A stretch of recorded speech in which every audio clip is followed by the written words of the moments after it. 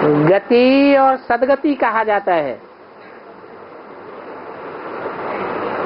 इसका अर्थ क्या है?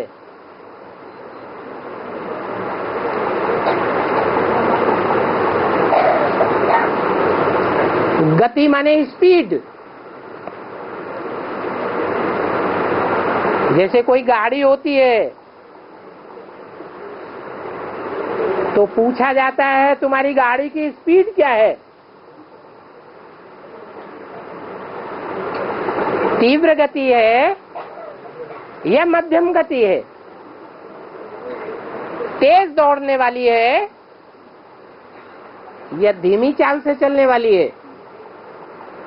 गति माने स्पीड।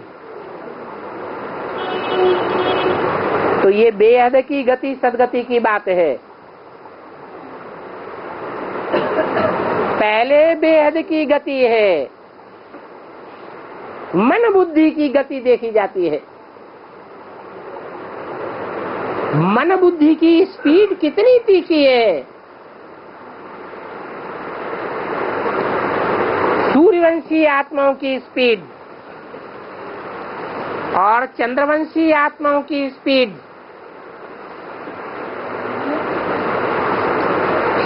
उनकी मन बुद्धि की स्पीड में अंतर होगा या नहीं होगा?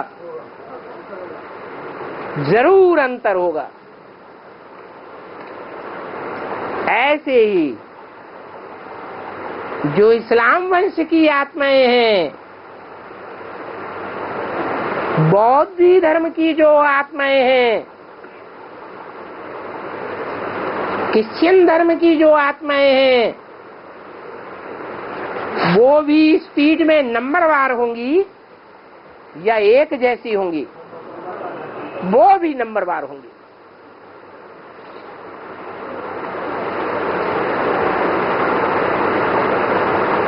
तो आत्माओं की गति हो रही है इस समय। जब विनाश होगा,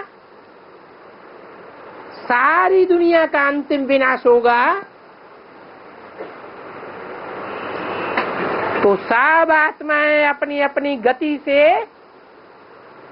अपनी अपनी तीव्र गति से परम धाम की ओर ऊंची उड़ेंगी, दौड़ लगाएंगी।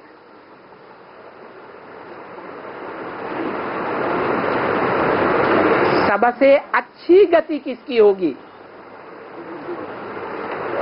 है जो सूर्यवंशी आत्माएं होंगी, ज्ञान सूर्य के प्रैक्टिकल में बच्चे बने होंगे, उनकी गति सबसे तीखी होगी। उनकी संख्या कितनी होगी? 4.5 लाख उनकी संख्या है।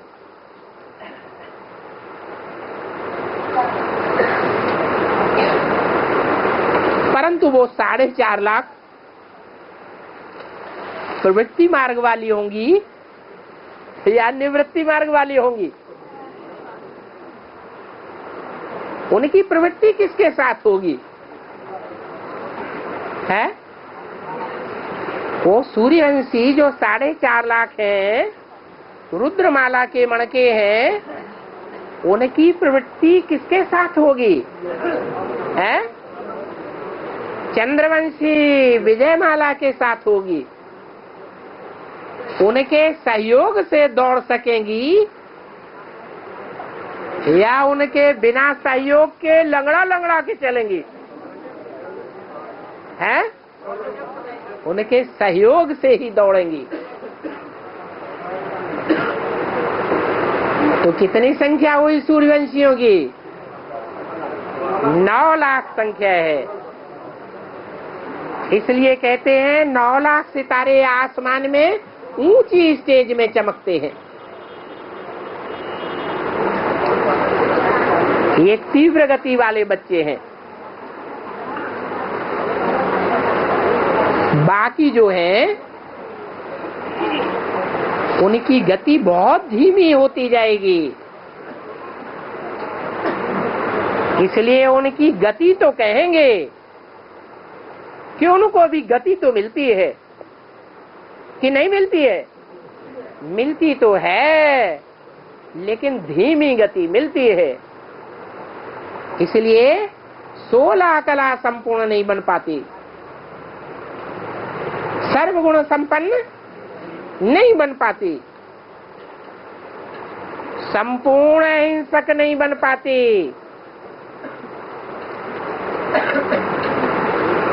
कमजोरी रह जाती है गति में। इसलिए वो आत्माएं द्वापर युग से दूसरे धर्मों में कन्वर्ट हो जाती है।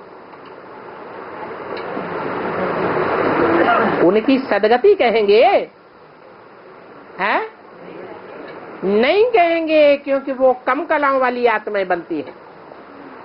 उनके कम जन्म होंगे, कम जन्म लेना, कम कलाओं में आना, ये सदगति नहीं है। कुछ न कुछ क्या हो गई, कुछ न कुछ दुर्गति हो गई। सच्चित आनंद के बच्चे नहीं हैं।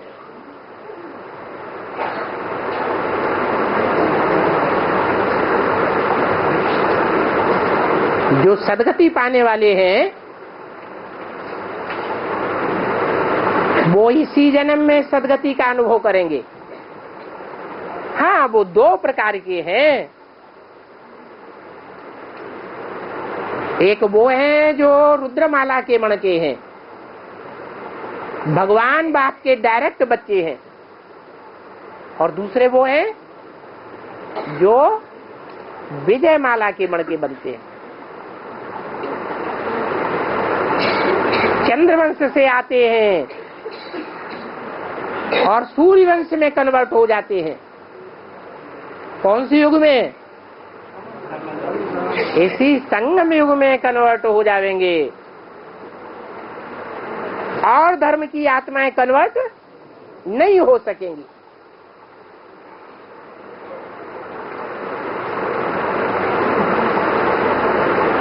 तो जो कन्वर्ट हो जाते हैं सूर्यवंश में और प्रैक्टिकल में कन्वर्ट हो जाते हैं, उनको सदगति मिलती है। हाँ, उनकी प्राप्ति 2 प्रकार की हो जाती है। जो कन्वर्ट होने वाले हैं वो जन्म जन्मांतर की रानियां हैं,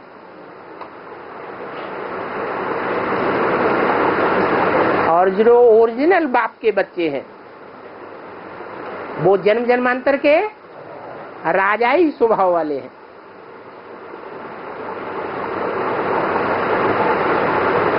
जो बाप के बच्चे हैं बहुत ऊंची स्टेज वाले हैं,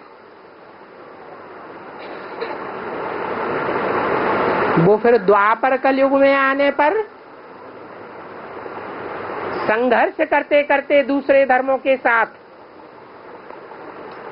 अंतिम जन्म में वो भी माया के चंबे में आ जाते हैं। और जब माया के चंबे में आ जाते हैं तो सबसे जास्ती दुर्गति में जाते हैं।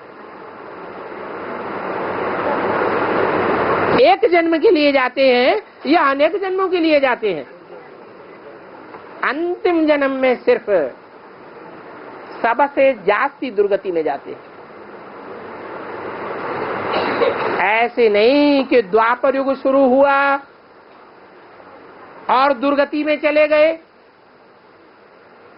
वो कौन से धर्म की आत्माएं हैं जो द्वापर युग शुरू होते ही कन्वर्ट हो जाते हैं, दुर्गति में चले जाते हैं, पराये धर्म को अपना लेते हैं? कौन से धर्म के? इस्लाम धर्म की आत्माएं हैं। उनमें व्यभिचार बहुत पनपता है। संगम युग में ही उनमें व्यभिचार पनपता है। कौन सा व्यभिचार? ब्राह्मण बन करके भी उनकी बुद्धि में नहीं बैठता कि आंखों से भी सबसे जास्ती व्यभिचार होता है।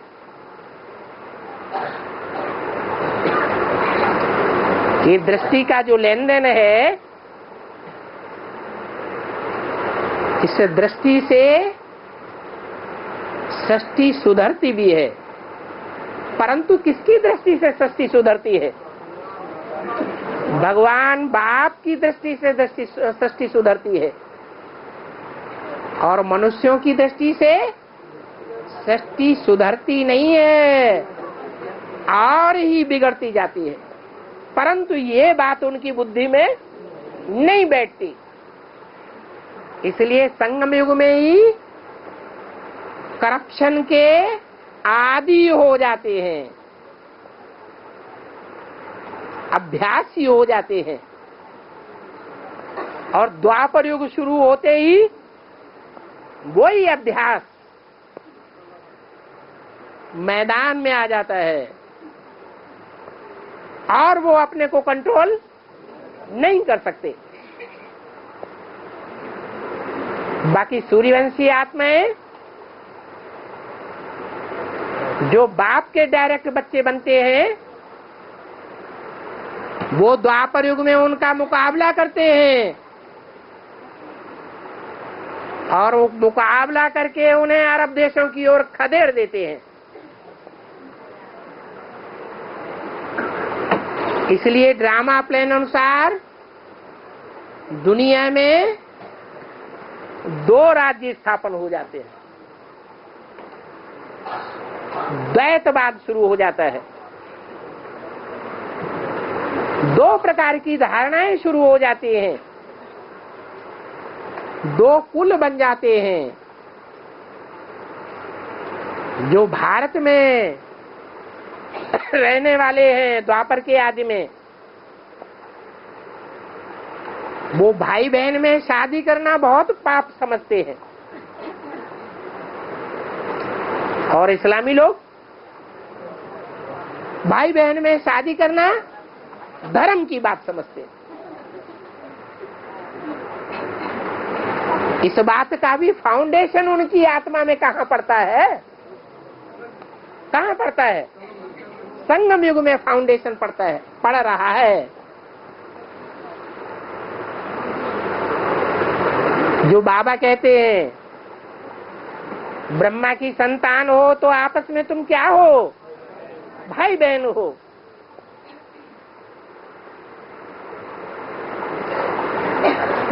भाई बहन की दृष्टि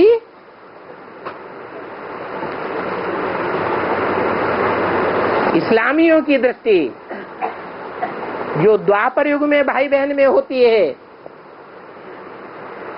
और भारतवासियों की भाई बहन की दृष्टि में कितना फर्क हो जाता है।